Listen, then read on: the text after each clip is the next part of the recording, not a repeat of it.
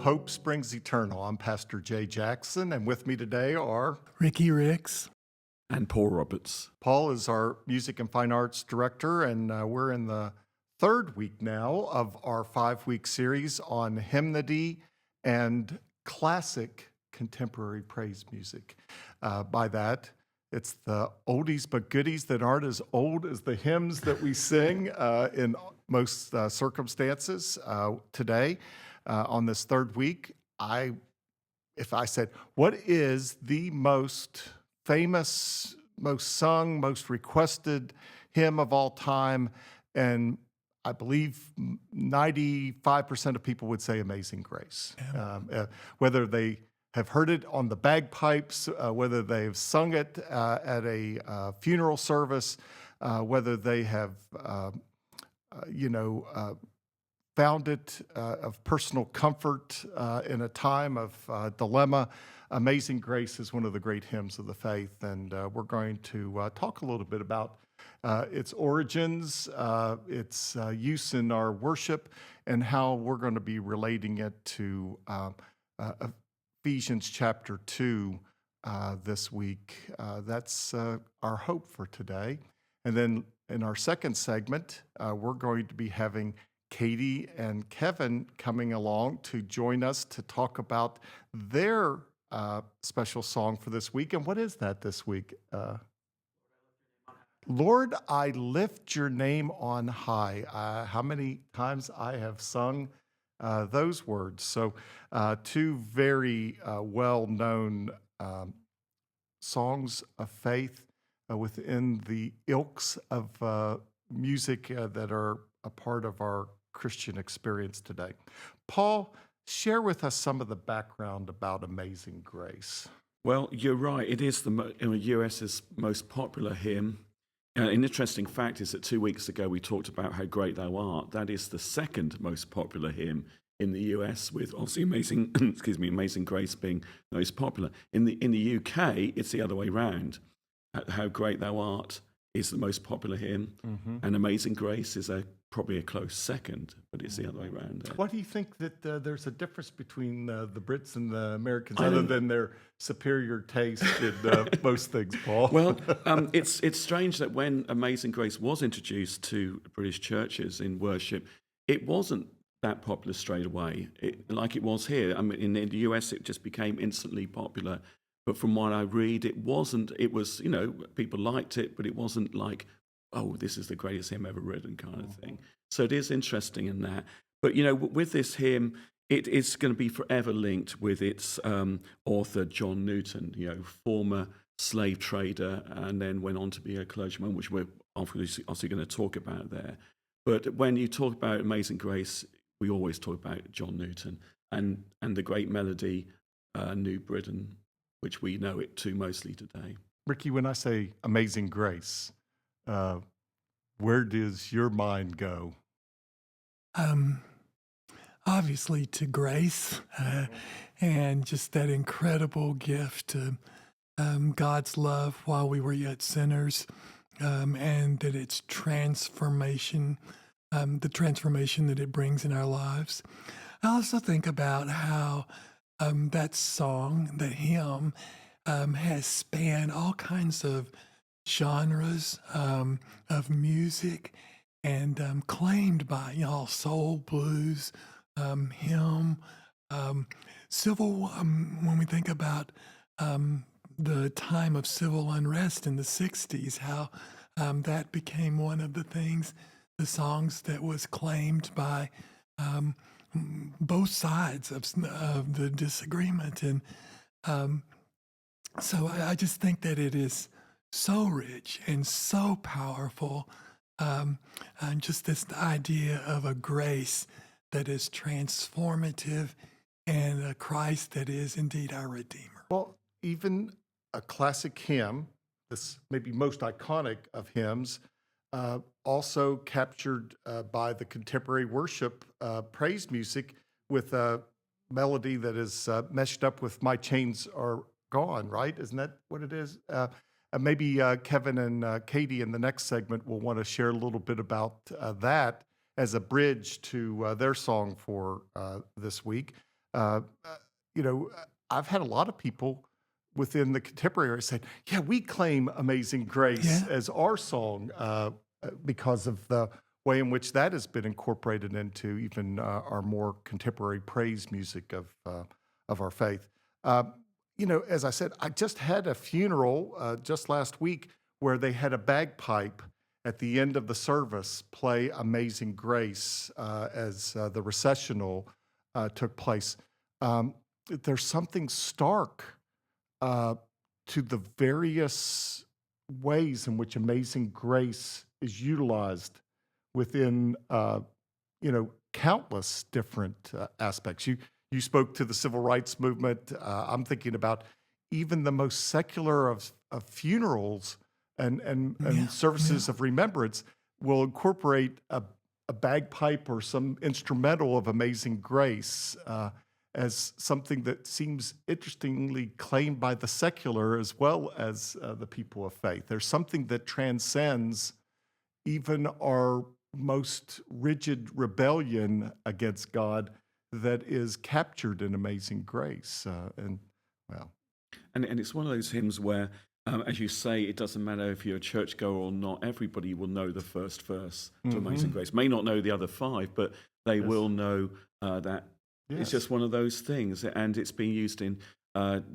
times of trouble, from a national point of view, when like 9/11, for example, when people turn to that hymn, with others as well, of course. But it's just one of those iconic hymns. I wonder how many movies have incorporated Amazing Grace into the repertoire of the music. I could think of countless examples of it being played. It's just, it is that beckoning to the holy divine that seems to creep into all aspects of life, not just within the Christian church and its usage. Paul, how often will we use Amazing Grace in a given year here at First United Well, I Methodist try and Church? keep the 3-month rule that we don't repeat a hymn within 3 months, but sometimes you just can't do that. But with the number of funerals and other services, we must do it at least, I would say, 7 or 8 times during the year, and maybe more sometimes, because it is a much requested hymn at funerals. Yeah, I would go as far to say almost half of our funerals have Amazing Grace. Yes, I as think one if you of the do songs. that, it's going to be over 10, definitely. Yeah. So, Paul, say a little bit more about this. John Newton had a conversion experience Yes. that was at the heart of his life experience, and it came in as a slave trader in a ship that was rocked by the seas Yes. and created an environment where he thought he was going to die, and then later came under an illness that really spurred on the literal writing of this great hymn. Yes, it's interesting to note that his mother did die when he was very young, and that had a bearing on his life. He was very had a difficult childhood. He didn't like authority. He rebelled against authority. He deserted from the Royal Navy. He was in the Royal Navy at a time, and he deserted from there. And then, as you said, he got involved in the Atlantic slave trade and captained a number of ships. And it was said that he obviously treated slaves very badly as well. He was known for that. Then he had this great conversion during this storm at sea and cried out for mercy. And in 1754, after a stroke, he dedicated his life to God and became a clergyman. Yeah. In all the years that I have been singing Amazing Grace and using it within my ministry, as well as growing up with it, I really did not capture until I looked into it a little bit more that he actually wrote it and first performed it out in public as something that was tied into a sermon on First Chronicles 17, which I would get there to say most of us have not heard a sermon on First Chronicles 17. Most people haven't read First Chronicles 17. And that's probably... But it has a reference even in the hymnal for verses 16 and 17 of that. And I'm just going to read it for you. Then King David went in and sat before the Lord and said, "Who am I, O Lord, and what is my house that you have brought me thus far? And even this was a small thing in your sight, O God. You have also spoken of your servant's house for a great while to come. You regard me as someone of high rank, O Lord. I mean, that's not exactly the context that most of us would think No, and this great hymn of faith is connected with. and that's why he probably did it on New Year's Day. Yeah, yeah, yeah. When maybe there weren't so many people in church Yeah, that day. I don't know, but it just to think that something based on First Chronicles 17 would be such an iconic part of the faith when most people would struggle to find Chronicles, First and Second Chronicles in the Bible. Yes, yes. I just find it to be one of those areas that probably are less traversed by most of us. This Sunday, I'm going to be using the second chapter of Ephesians because this whole sense of our death to true life in our sin and this aspect of life anew that comes through grace, that sense is right there in that conversion experience that Newton, I think, was trying to capture and was trying to encourage for those, many of whom didn't even know that they needed grace, to come to an awareness of their sin and to embrace what many fear will cause them to not be able to hold on to what is familiar and desired in their lives, to find that which is truly of meaning and should be desired in life. It's a powerful hymn. It is. It's a powerful hymn, and it is fraught with the heart of our hope in Jesus Christ. The one who frees us from our sin, and by God's grace in Jesus, we are able to have the kind of life renewed, unbound by shame and guilt, and the darkness of our sin. Ricky, where have you found amazing grace especially poignant in your ministry? Well, I think in all kinds of places with all kinds of people who just keep showing that grace to me. And, I can look back and see how full of myself that I have been. And, that when it says I once was lost, but now I'm found, was blind, but now I see. That's not about somebody else. That's about, I think, God using people and churches and this hymn, music, to grow me and to move me past lostness, where I thought everything was about what I could accomplish or do, and self-interest, to a new life that's about being in community in Christ and with each other. And then I guess all of us as we get older, or hopefully all of us as we get older, we think we know everything when we started out. And, now I laugh at that notion. And the seeing part is saying, I don't know, but God, you do. And I trust in you. And so I think that's where grace has led me. I just think one of the things I find in this hymn that's really powerful to me is the various motifs that he employs in the language. This juxtaposition of sin and of life in Christ, that grace is the transforming thing. The contradiction, was grace that taught my heart to fear, and grace my fears relieved. This idea of we should be convicted by the grace of God, as well as freed from the burden of our sin.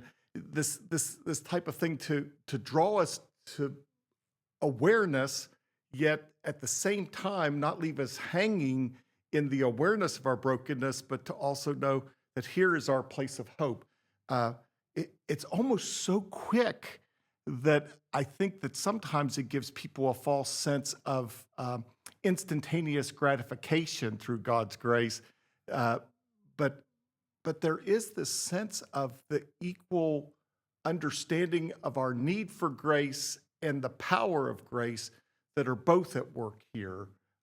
it's not just talking about one or the other, it's dealing with both. And I just really love that, that it's dealing with the past, the present, and the future that's there. It offers hope as well as relief.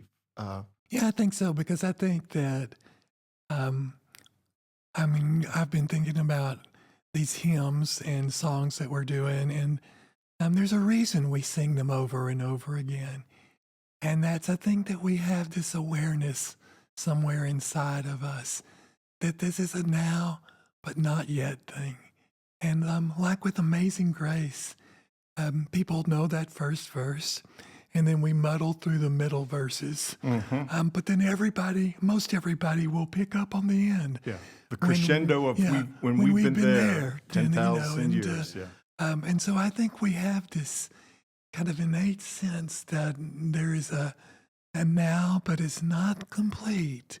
And when we get to that crescendo at the end, we affirm that's still to come. But I really would challenge people to look deeper into those middle verses of this great hymn, Absolutely. because that's where Newton paints the picture of not cheap grace, not this kind of thing of like, all right, here's my get out of jail free, here's my get out of hell free, here's my transformation ease. As much as it is a free offering from God, it sometimes is a messy business, this human aspect of taking bits and pieces of it or trying to find, all right, I want forgiveness today so I can sin again tomorrow, type of laissez-faire response to grace. It really talks to the deeper journey of transformation, of lasting transformation, of deeper commitment to God that comes through it. Paul, what else would you want to share from your exploration of Amazing Grace? I'm just going to go back to this melody we've been talking about because it is iconic. There is basically one melody to Amazing Grace. Yes. And it's an American folk tune written in 1835. It's based on that, and it was adopted everywhere. Maybe this is why the Brits had such a difficulty with it. And it's that iconic tune there. And it was first published in 1835 by William Walker in a shape note hymnal. Shape note is where you've got these shapes on the staff, as we call it, but no stems, and it's in the Southern Harmony. Hymnal. A lot of East Texans learned to sing in shape notes, yes, and play music through shape notes. So. But I was going to say, going back to that last verse, which I was going to bring up as well, when we've been here 10,000 years. Not only do people remember that part, but when it's performed a lot, we tend to put it up a key. Jay will put it up a key on the organ from F major, just up to G major, and it gives that lift, that final lift to a wonderful hymn as we've worked our way through the previous 5 verses. And it's just a great, and that's what makes it a great hymn, the words. It's another example of where the words and the melody just fit each other perfectly. I think one of the powerful things about the Newton story is not just the conversion that he had in this near-death experience upon the seas, not only in the kind of journey of his troubled early life and rebellious nature to a sense of purpose, but that he actually turned his life from slave owner to a strong and powerful advocate for the anti-slavery movement within England. Yes. That there was not just a personal sense of salvation, but a transformation of his life that he then lived out fully to work against what he once represented and what he once benefited from to end slavery, which is a even more powerful witness to it than just the one who said, all right, I'm no longer going to do this and be part of it. He sought to end it for the benefit of those who were oppressed by it. Yeah, he worked closely with the parliamentarian William Wilberforce, who's obviously always remembered as the leading figure in 1807 when they completely banned the slave trade. Yes. An interesting note that Britain didn't have slaves. Slaves was illegal in England. We never had slaves, but obviously were an important part of the slave trade. A lot of people were involved in the actual In the actual transportation They were of benefiting that. from it, even though it wasn't a part of Yes, that. and so they made the decision. It was passed in 1807 originally, and then amendments were made a few years later. But he worked closely with William Wilberforce to end slavery. That's how strong he was. He was a parliamentarian. Obviously, John Newton was the clergyman. They worked together through Parliament to get that bill through. Yeah. We've got some great hymns that we're going to be singing around Amazing Grace this week and everything. I know Be Thou My Vision. The Church as One Foundation. Oh, the Church is One Foundation. Yes. Yeah, I had those hymns here, and I let me see. I may be getting mixed up with last week. See, that was last week. Yeah. Oh, Let's see. Yeah, that was last week. Last week, Excuse me. Let me just make sure that I'm on the right week here. Let's see. What else we'll be singing? My Hope is Built. Oh, yes. Which is a great hymn of the faith. Just As I Am, another Billy Graham crusade staple. Because He Lives, and I think That's a that the great one. last hymn is It Is Well With My Soul, which is again easily could have made the top five. Great. As far as our hymns. So it'll be a great Sunday of hymnody. And again, look at Amazing Grace and spend a little time with the entirety of it and how it speaks to your life and to what your life is called to be. And you can practice this week with those middle verses. Yes, practice. So when you come on Sunday, you can fill those lungs up and sing. Yes, nice help and Paul and loudly. I, Yes. and the choir up there trying to sing it with gusto. Amazing Grace. Yes. Indeed, how sweet the sound. We'll be back with segment 2 shortly. And we're back for the second half of our discussion of the songs and hymns of faith that have inspired us. And this week we're going to talk about Lord, I Lift Your Name on High. That's right. What a great song. But before we do that, a little more reflection on Amazing Grace. Yes. Kevin, take I it have away. to rebut some of the things that Paul said. Oh, Because he said that that melody is like the only one that you can sing that song to. That's not true, because there's like a whole, I've had this idea for years that I want to do a whole service where all we sing is Amazing Grace, but to different tunes.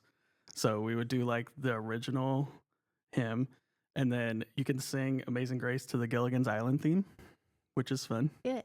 Amazing Grace, how sweet the sound, saved a wretch like me. And then you could do it to Peaceful Easy Feeling by the Eagles. Amazing Grace, how sweet the sound. And then you can also do it to House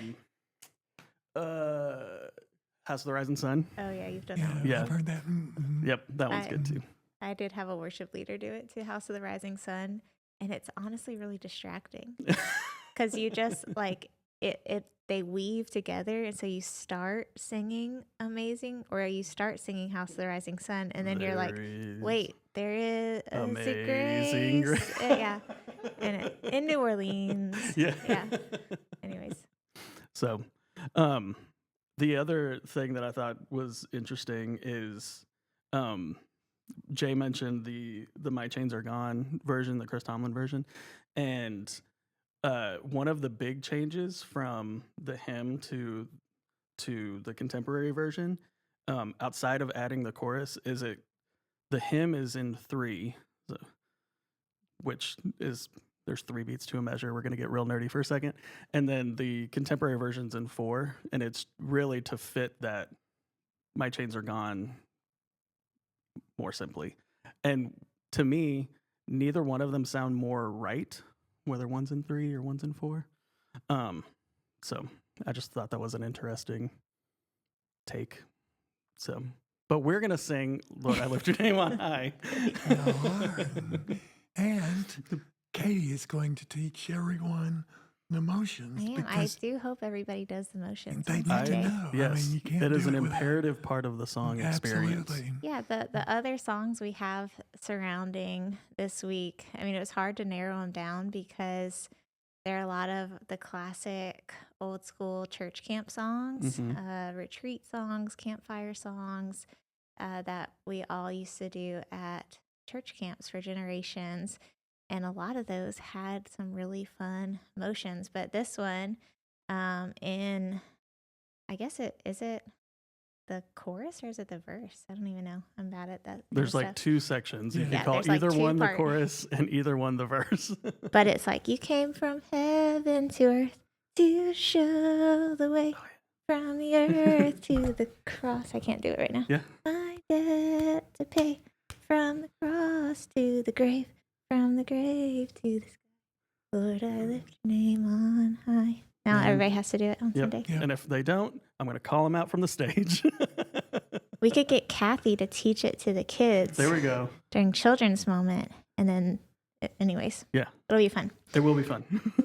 And I it's think our intern, Megan, just isn't really, yeah, she wanting to be up there. before the podcast, Absolutely. she told me how much she likes the song. and she wants to show Wants to do everybody the it. motion. So that'll be really cool to see. Um, That's right. but it is one of those like classic songs that you can't forget. It is it does fit the mold for some of the critiques that people have against contemporary Christian music, in that it just does the exact same thing over and over again. But what's funny about it to me is that what it says is the right stuff. It tells the entire story of Jesus really succinctly. It talks about the incarnation, about the crucifixion, about the resurrection, about the ascension. It talks about praising God, lifting God's name on high. You know, a lot of critiques sometimes that I hear about contemporary Christian music is that it's very focused on the person, on ourselves, about what God does for us. And yet there's this whole kind of group, huge kind of swath of Christian music, contemporary Christian music, that's all about God, that doesn't mention the person at all. And this is one of those songs that, you know, you and I are completely absent from this song. All we're doing is praising God and lifting God's name on high. And so, you know, I think that that's really important, that you know, we just keep repeating that over and over again. And so if people think that's shallow, you know, to repeat the gospel story and lift God's name on high, then I don't know. To me, it's a fun, catchy song that tells the story of the gospel. And then we just praise God for that story, for, you know, it's John 3:16 essentially in a song. And then all the other songs that surround it that kind of go with it that are just really fun. Yeah, for sure. What I think is cool, and I was looking up, you know, just some background stuff. So Rick Founds is the guy that wrote it. Came out in 1989, which is before I was alive. Just wanted to make sure that everyone knew how young I am. Wow. Congratulations. Wow. Yeah. And then it was CCLI, which is the church copyright licensing. They every year that's kind of like the Billboard charts for like worship music, and they found that between 1995 and 2002, so 7.5 years, this was the most like played song in churches, which I thought was really interesting. So there's a little write-up that somebody did, but I thought this kind of encapsulates everything about this song. The song is as effective in a small, intimate group as a public praise outreach. Methodist junior high kids settle into the song as sweetly as Baptist senior citizens. Rick Founds' little 4-chord flock rocker has become known and loved internationally. It hurdles denominational barriers effortlessly and is sung in every conceivable musical style.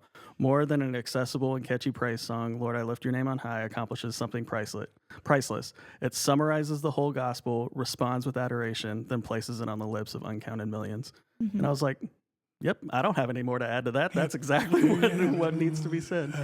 And then in this article that I found, I thought this was a cool parallel to Christ the Lord is Risen Today. And whereas the last line of the verse chorus, where it's from the cross to the grave, from the grave to the sky, Lord, I lift your name on high. That's basically the last line of one of the verses of Christ the Lord is Risen Today. So sorry now where Christ is led. Hallelujah. Following our exalted head. Made like him we rise. Ours the cross, the grave, the skies. And I was like, yeah, good job, Rick Founds. Just take that and put it to new notes. And I thought that was cool. So And I think there is something about, like what you said, about this being something that everybody can sing. It's so accessible. It's rooted in the gospel story, and we're proclaiming it outward. Like, you can embody it. It's one of those kind of like bubblegum commercials where it gets stuck in your head. You can't get it out. 20 years, 30 years later, somebody starts it and you start singing it. And you know the motions, if you learn the motions at church camp. And so you know the story. And so you have this way of knowing it, and then you sing it together, and there's this collective proclamation of the gospel, and there's power in that. I mean, our scriptures Absolutely. say that there's power in that. Mhm. And so I think that, you know, this it's kind of short and silly now to think about it, you know, how almost kind of, now we would say that this song like went viral. You know, we don't say that anymore, or back then, but you know, it was really profound, I think, simply because of that. The power was in Jesus, was in the story and the name of Jesus, and what Jesus did in his life and in the giving of his life and the resurrection, and that we get kind of just swept up in worship of that. And so, you know, we talk about worship and what worship is. And part of worship, you know, singing this out, is the proclamation of the truth of what we believe. And when we do that as a church, whether that's, you know, on a church camp or a church retreat or Sunday morning corporate worship, or if you're in the car with your kids and you're singing a song and you're proclaiming the truth about what God has done or what Jesus has done or who Jesus is, I think there's a lot of power in that. And so I think that, you know, that's why that song charted so many years in a row as the most played church song. There's nothing that needed to be added to it. It did it all. It had this upward proclamation, this inward embodiment, and then you got to live it outwardly with everybody, that you just proclaimed it to the world in this really beautiful way. mhm. And it's just going to be fun to sing. Yeah. So the like origins of how that song was written is Rick Founds he had read an article or saw a news story or something about the hydraulics of the water cycle. So like vapor and clouds and then rain and then it in streams and then it gets, you know, evaporated again, like, and how it's like this like cyclical thing. And that he found that similar to life, death, resurrection, ascension. Wow. And I was like, yeah, man, you did it. Like, yeah. Cool. I think, you know, your point is, both of your points is so important, because every now and then there are gifts that come along, and they are simple, but you just think back, you know, when people couldn't read, they would sing songs, so they would get into people, and they would repeat them. And sometimes I think that critique is just flat wrong, because I think that that we do need to learn and memorize and stuff. I mean, there's a reason John 3:16 shows up at football games. There's a reason, that one of the oldest hymns is, he humbled himself and became obedient to death. People remember that. Psalm 23.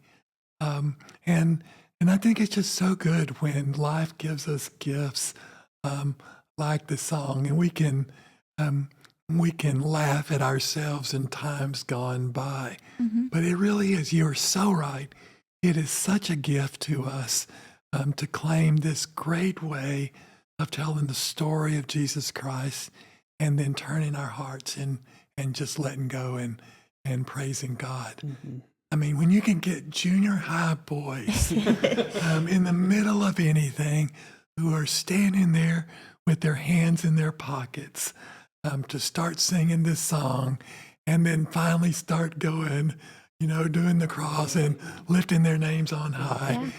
You do know God is at work. Right. You do know God is at work. And to me, it like harkens back to so many of those other songs that are very similar, that have those kind of taglines that maybe you don't remember all of the words to them, but you remember some of those parts, and like you start doing them. And I sing them to my kids, at bedtime, and they'll be like, finish the rest. I'm like, I don't know the rest, I know. And so I just put them all together.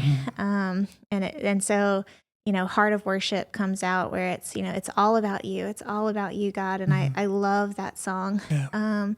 And then Waves of Mercy, Waves of Grace, everywhere I look, I see your face. Your love has rescued me. Oh my God, this love, how can it be? And then I'm Trading My Sorrows comes out. And all of these really big declarations that you put them to music and you sing them in junior high school, or you sing them as young adults, or you sing them as full-grown adults. And you remember kind of these foundational truths that, I love that scripture that says, I will not concern myself with things that are too high for me, things that are too haughty for me. And sometimes I'm like, man, I think I'm doing that. Like when I read all this stuff about politics or theology or doctrines, or people fighting over whether this is right or that's right, or this is the answer, that's the answer.